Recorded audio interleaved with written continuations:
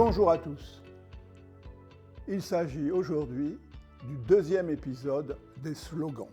Quand on a trouvé un coupable, on a le plus souvent tort. Évidemment, quand on est énervé, on trouve toujours quelqu'un ou quelque chose comme coupable.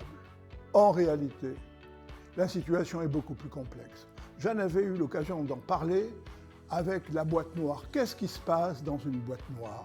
Quelles sont les interrelations qui existent entre les personnes, entre les choses, entre les idées? Quand on regarde cette boîte noire, ce qui rentre et ce qui sort, ça permet d'être beaucoup plus à l'aise et de prendre son temps avant de désigner le, ouvrez les guillemets, soi-disant coupable.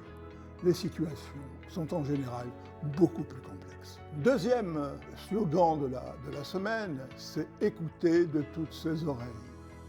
Ça paraît complètement étrange. En fait, je me suis rendu compte dans mon expérience de consultant et même ailleurs que les mots passent dans une oreille et bien souvent passent de l'autre oreille. On passe devant les mots et on n'écoute pas suffisamment. Alors, on n'a pas besoin d'aller chez le psy pour se faire comprendre. Il faut simplement écouter, prendre conscience que celui qui parle a des idées et ce n'est pas nos propres idées qui doivent compter. C'est celui qui parle, celui qui s'exprime et il y a le temps ensuite de voir ce qu'on garde ou ce qu'on ne garde pas. Mais il faut donner l'opportunité à notre interlocuteur, individuellement ou en groupe, de s'exprimer.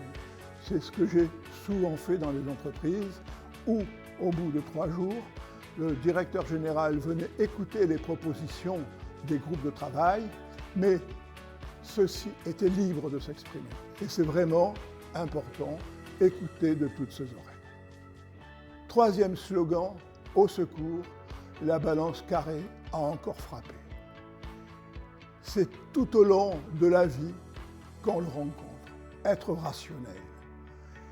Quand le total des lignes correspond au total des colonnes, on est satisfait. Très souvent, trop souvent, la réalité se trouve à côté. Je l'ai expliqué d'ailleurs il n'y a pas longtemps dans le rapport du Gréco. Oui, il y a des comités d'éthique pour savoir comment évolue le patrimoine des uns ou des autres. Mais en fait, ce qui se passe dessous, derrière, qui ne se voit pas.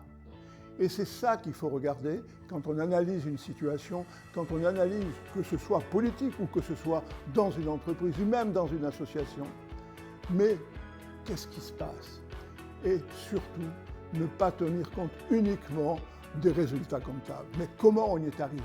Comment on les masque? Ou au contraire, comment ils expliquent? Mais au moins, il faut regarder forcément à côté. Je vous remercie.